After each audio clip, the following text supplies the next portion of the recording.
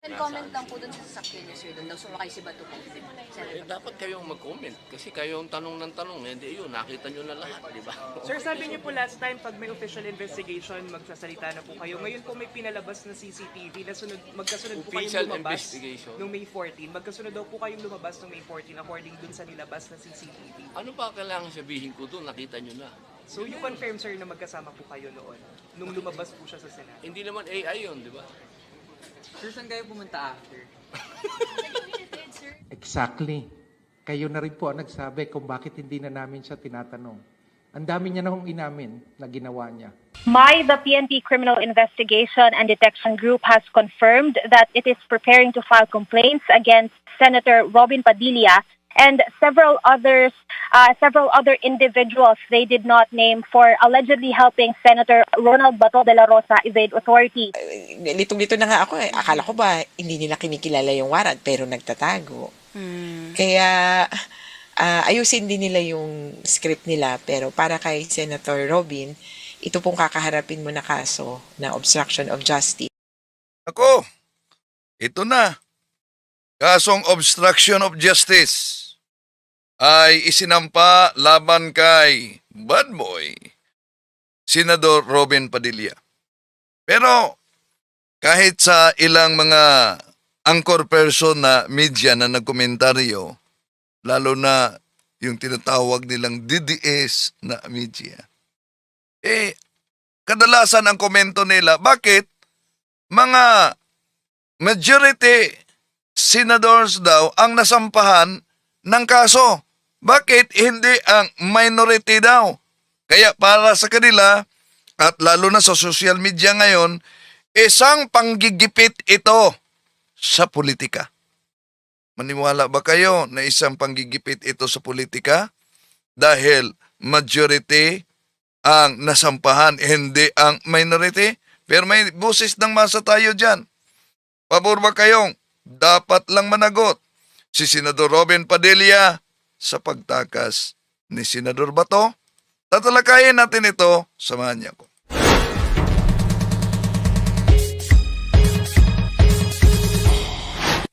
Kumusta? Welcome. Ito niyo lingkod, Brandon Talibong muli magkasama ninyo at inaniyahan natin ang ating mga soking taga-subaybay. Huwag kalimutang pindutin ang like sa ating live at huwag ding kalimutang sa mga bago pa lang mag-subscribe at pindutin ang bell button para updated kayo mag-comment at i-share ninyo. Inaniyahan din natin kung saan man kayo nakabase ngayon sa iba't ibang panid sa ating bansa at sa iba't ibang bansa sa ating mundo, lalo na sa mga OFWs. Paki-comment kung saan kayo nakabase para alam natin saan napaabot ang bidyong ito. Welcome sa ating live streaming. So, kumakalat sa social media, kahit na sa komentaryo ng ibang mga anchor person sa media, na ito ba umano'y marsyalo na dahil majority ng mga senadors nasa majority, yun ang nasampahan ng kaso. Bakit daw umano? Yung minority hindi nasampahan ng kaso. Tandaan natin, hindi ibig sabihin na dahil yung majority senators ang nasampahan ng kaso, ito na'y panggigipit sa politika. Ang mahalagang tanong lang, may basihan ba ang kaso? At may mga mabigat bang ebidensyang ipinakita na posibleng maghatid sa certainty of conviction? Yeah. So kapag may ginawang aksyon, alam naman natin, o kaya may pahayag na posibleng lumabag sa batas, natural na lamang na magkaroon talaga ng reklamo para imbestigahan kahit sino pa nasa posisyon o nasa partido, dahil ito ang demokrasya. Hindi sapat at hindi din dapat yung tinatawag na immunity sa kaso ang pagiging kapanalig ng administrasyon o pagiging majority. Kaya, napansin niyo sa mga kumakalat sa social media, bakit daw mga nasa minority na mga senadors walang kaso? Simple lang yan. Kung naniniwala, halimbawa, ang nasa majority na may mga paglabag sa mga senadors na nasa minority, bakit hindi sila mangalap ng matibay na ebidensya para magsampa rin ng kaso laban sa kanila? Hindi pwedeng puro paratang na lang. Nagkataon na may mga isyong may kalakip talaga na mga ebidensya laban sa ilang mga senadors na nasa majority ngayon. Pero itong mga isyu na ito pumutok noong sila'y minority pa. Halimbawa, flood control project.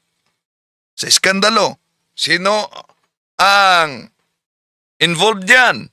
Si Senador Jinggoy Estrada, si Senador Villar, ang dalawang Villar, sino pa? Si Senador Villanueva at si Senador Chis Escudero. Diba? Sila involved dyan.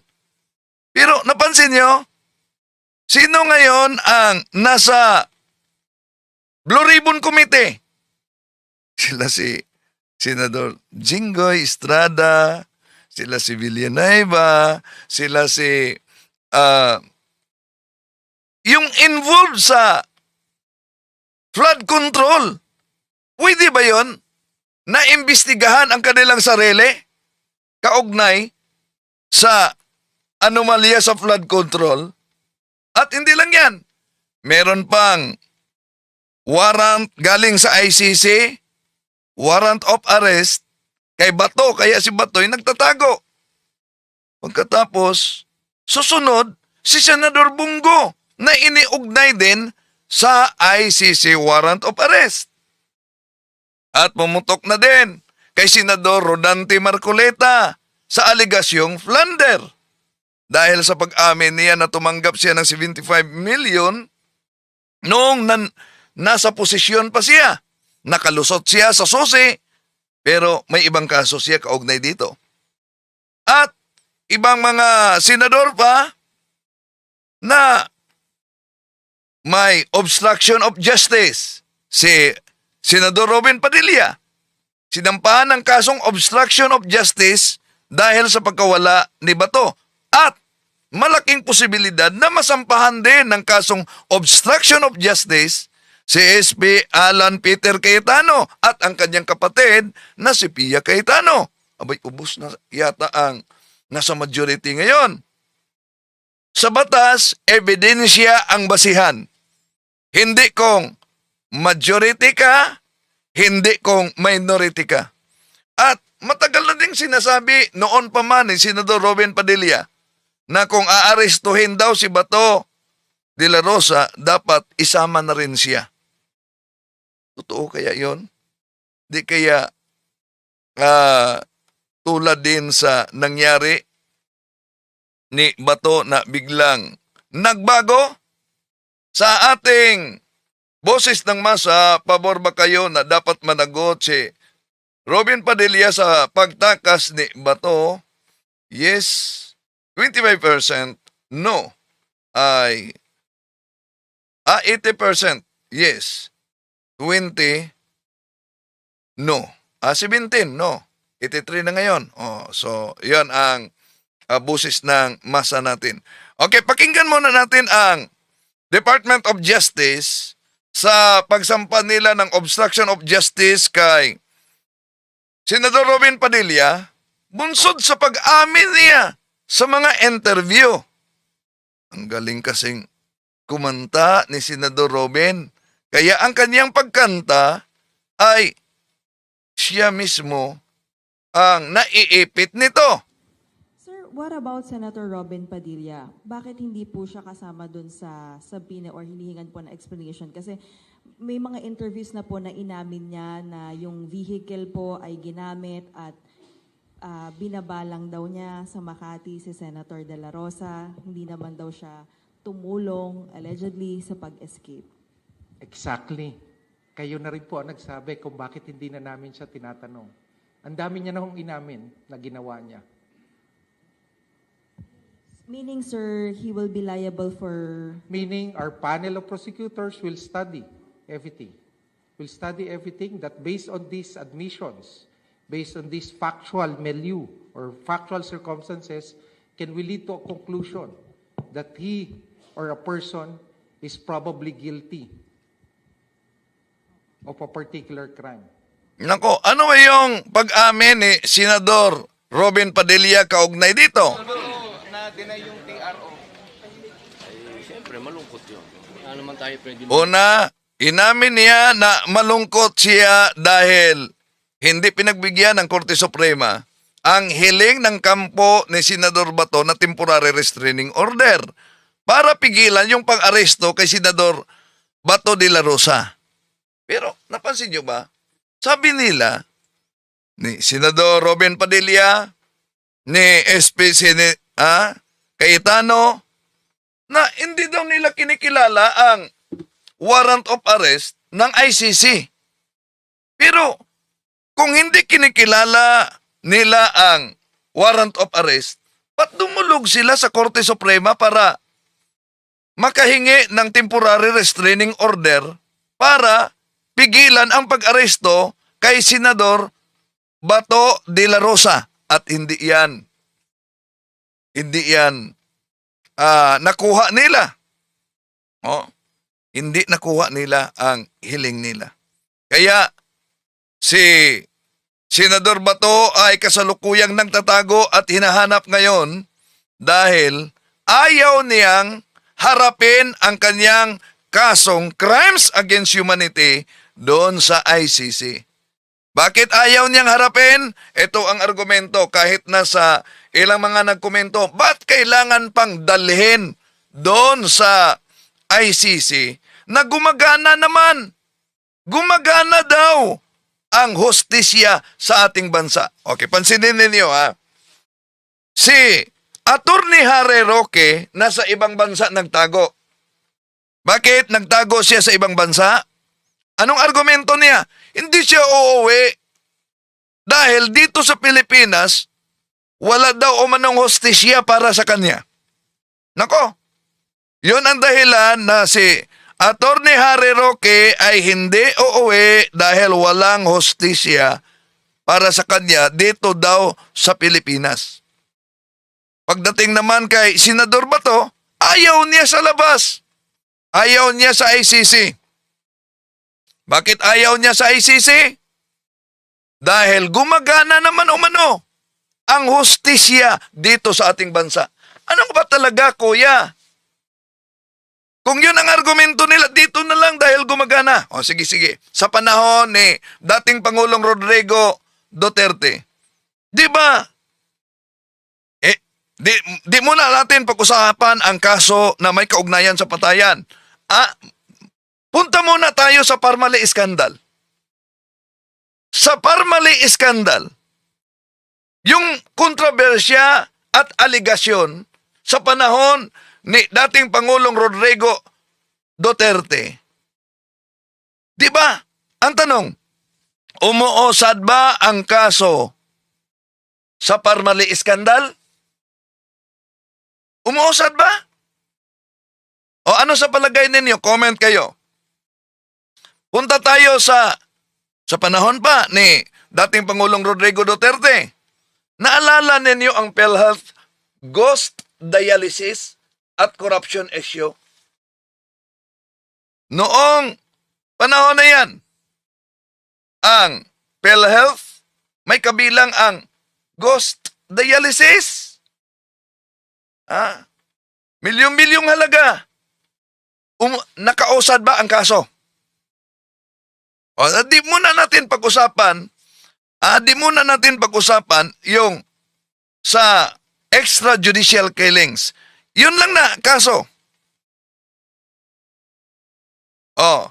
Yung sa injection controversy na nagsimula din Ano yon? Dingvansya? Ano yon? Nakalimutan ko. Kontrobersya. Kontrobersya na issue sa panahon. Yung pag-injection. Umuusad ba yon? Hindi lang yan. Yung kaugnay sa pastillas bribery scheme sa Bureau of Immigration. Umusad ba yan? Hindi lang yan. Yung COVID-19 procurement anomalies. Umusad ba yan?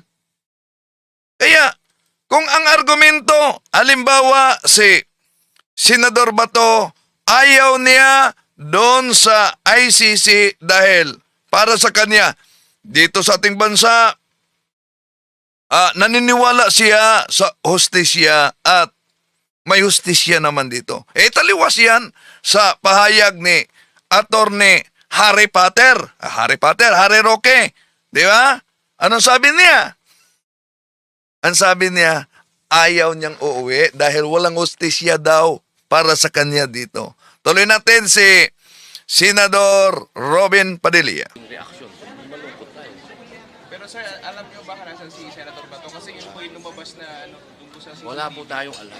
Sen, comment lang po dun sa sasakyan niyo, sir. Doon daw sumakay si Bato po. Sen. Wala daw siyang alam kung saan si Senador Bato. Maniwala kaya kayo sa kanyang sasakyan sumakay pagkatapos wala daw siyang alam? Wala na ba silang text? Yan, tinanong siya sa media. Kung alam ba niya kung saan si Senador Bato de la Rosa, sabi niya, di niya alam umano. Ngunit bakit nakita naman mismo sa CCTV footage kasama ni Bato si Senador Robin Padilla nang umalis sila sa Senado. Pero di daw alam.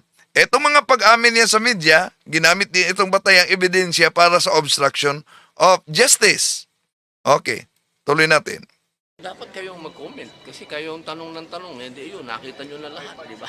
Sir, sabi niyo po last time pag may official investigation, So, yan. Very clever dito siya sa ambush interview kasi ito. Lumapit siya, so na-interview siya sa media. Na sabi niya, nang tinanong siya, anong komento niya, anong pahayag niya, batay sa inilabas na CCTV, sabi niya, dapat kayo ang magkomento, kayo ang nakakita. Tama ba? Para sa isang halal na opisyal, kapag tinanong ka sa media tungkol sa isang mahalagang usapin, ay ibalik mo doon sa media ang naturang tanong. Nang tanungin si Senador Robin Padilla tungkol sa ulat na sumakay si Senador Bato de la Rosa sa sasakyan niya.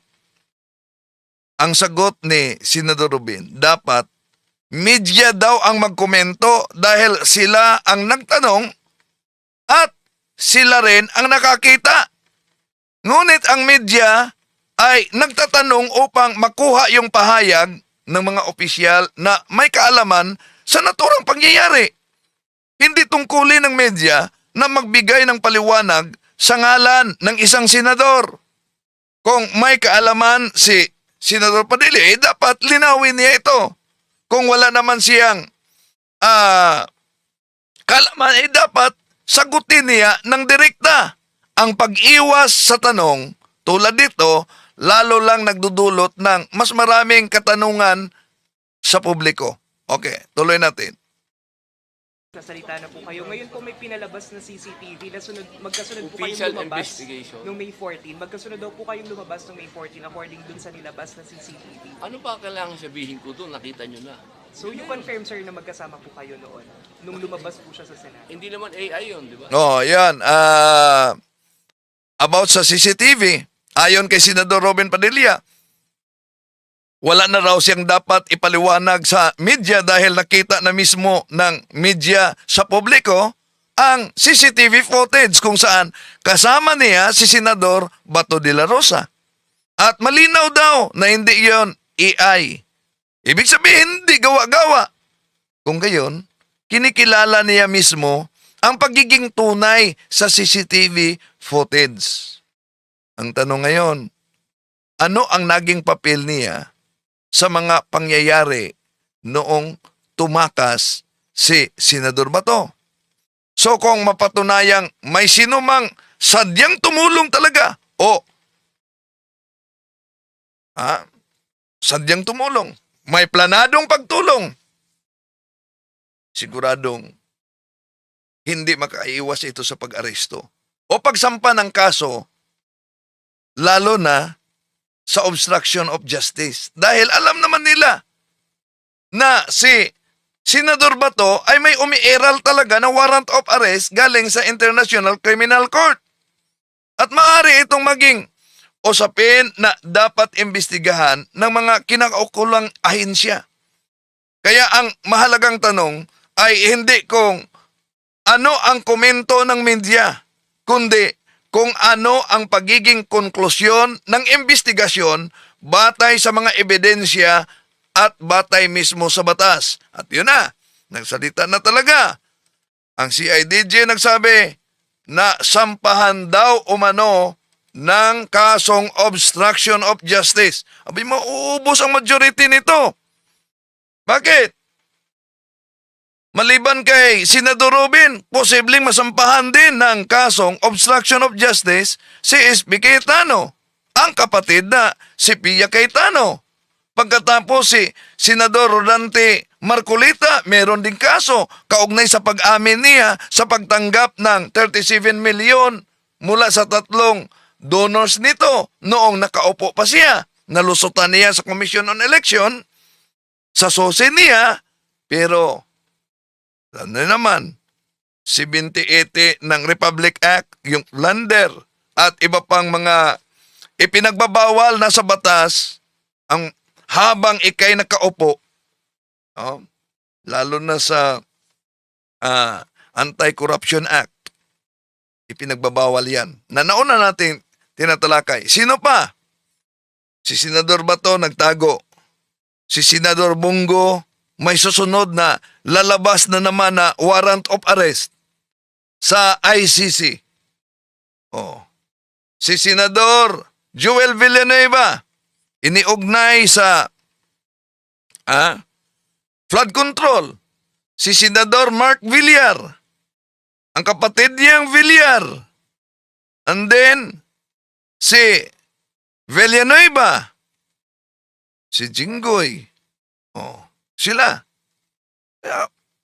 Nako, kung issue kaugnay sa kaso, baka ubos dito ang majority. Kaya, maniwala ba kayo na sa pagsampa ng kaso sa mga senador na nasa majority, ito ay panggigipit lamang? Tandaan ninyo na ang mga kaso na iniugnay sa flood control noong di pa sila nakatungtong sa pagiging majority, pumutok na ito noon. Pero ang tanong, alam nyo na siguro sino ang nakaupo ngayon sa Blue Ribbon Committee. Imposible naman na imbestigahan nila ang kanilang sarili. Di ba? Tuloy natin. Sir, saan kayo pumunta after? Sir, about Maraming salamat sa inyo. Nakuha nyo na yung gusto ninyo. Napanood nyo na. Palagay ko naman siguro matatahimik na kayo. Lahat ng tinatanong nyo, naganap na yung investigasyon. So wala na tayo sigurong dapat pag-usapan pa. May illegal po ba doon, sir, sa ginawa ninyo? Ano po? May comment, sir. Yan. Sabi niya, nakuha na ninyo ang gusto ninyo. Ayon kay Senador Robin Padilla. Pero kung nakuha na ang gusto ng media, ba't di niya direktang sagutin yung mga tanong ng media at iniiwasan niya? Yeah? Hindi talaga niya sinagot direct ako sa debate pa. Categorical question must be answered categorically. So kung talagang walang itinago, bakit iniiwasan ni Senador Robin Padilla yung direktang sagot sa mga tanong ng media? Okay, tuloy natin. Ay tanong natin sa kanila. Kung may illegal. Kasi sa amin, tandaan ninyo, ang Senate, ang sabi ng aming SP, ay hintayin namin ang warrant ng local court. Okay? Pero sir, bukas kayo sa mga possible investigation. Oh, hihintayin daw nila ang warrant sa local korte. Naglabas na ng desisyon ng Korte Suprema. Di na kailangan pa ang warrant of arrest ng local court. No, kaugnay. Although si Senador Rodante Marcoleta, meron siyang sariling interpretasyon bilang mambabatas at bilang abogado sa Rome Statute 127. Oh. At meron siyang iba pang mga interpretasyon, pero yung interpretasyon ni Senador Rodante Marcoleta hindi pinanigan sa Korte Suprema. Kaya ayon ni Senador Robin Padilla, sabi umano ni Senate President Cayetano na hintayin ang warrant of arrest mula sa local court. Oh, dahil yun talaga ang kanilang argumento. Naniniwala kami sa hustisya dito sa ating bansa. Ang tanong, kung ang pag-uusapan natin ay ang mga kaso noon, hindi lang di muna sa patayan. Ano yon? Parmale Iskandal. Umuusad ba ang kaso? PhilHealth Ghost Dialysis. Umuusad ba ang kaso? Kailan umusad ang kaso sa Pugo? Di ba ngayon? O yung Pastillas bribery scheme sa Bureau of Immigration. Umuusad ba ang kaso? Yung kaugnay sa COVID-19 procurement anomalies. Umuusad ba ang kaso? Di yan kaugnay sa patayan. Oh. Di ba? So, kaya sa ating katanungan dito na pabor ba kayong dapat managot Senador Robin Padilla sa pagpatakas kay Senador Bato? Ang ating boses ng masa, yes, 85%, no, 15% sa ngayon. So maraming salamat sa inyong pagsubaybay sa ating live ngayon. Hanggang sa muli, ito.